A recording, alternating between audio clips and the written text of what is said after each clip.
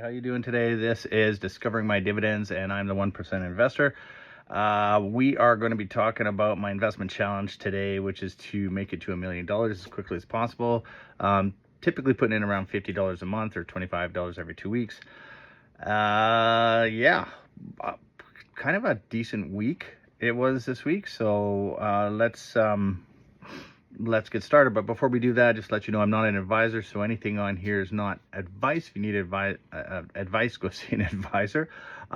This is just here to share with you how quickly using my 1% strategy I can get from $0 to $1 million. All right, so here's how it looks for, what is it today? Today's November. Oh my goodness, I don't even know. 15th? Yeah, November 15th.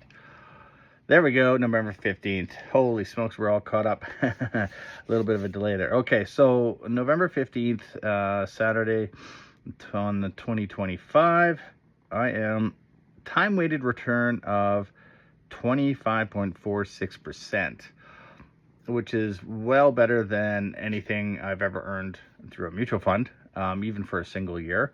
The question is, can I do better? Well, I do want to do better. I'd like to be doing closer to 100%, actually, really, to be realistic, but 40% would be, that'd be pretty darn good. And also, if I could do 20% a month, that'd be fantastic, wouldn't it? That is really the goal. I try and hit that number. How realistic it is. I've done it briefly, once for a month, but not long term. So can I do it for a full year? Probably not. But year to date, I'm at 25.46% right now. I had a really good July. Then I had about 2.5 months of garbage, and I'm kind of getting back into hitting my turnover numbers. Pardon me. So my return to date is $114.42. And that's, I guess, not so bad, really. So I look at that as kind of where I want to be.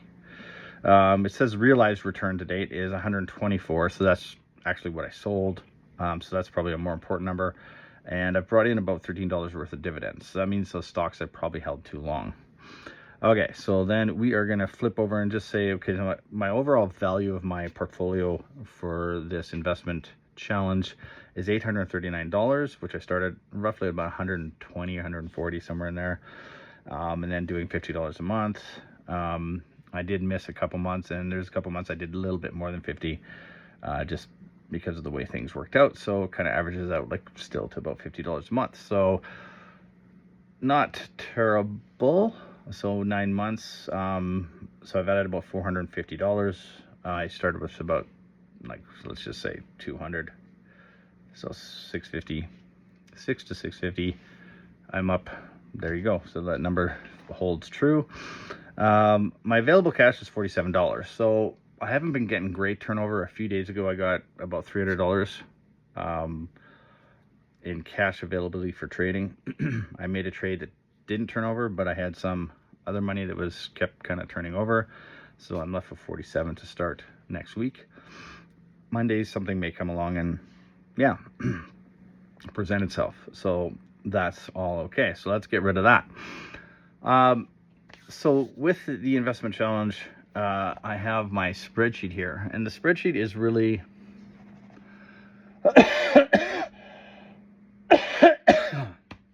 oh, the dryness is really killing me. All right, so my spreadsheet really doesn't make sense. I don't share it with you because I haven't figured out a way to post it that makes sense. So here's what it is. At the end of November, based on my numbers, I should have been at about 827, so I'm already at 839, so I'm still ahead. Although at the end of July, I was quite a bit ahead. So I've really come back to kind of being in swing with things. So the more trades, the more turnover I get, the more compounding I have, the better off I'm going to be. So obviously when I don't get that turnover, it really affects how well I'm going to be able to, keep myself on track.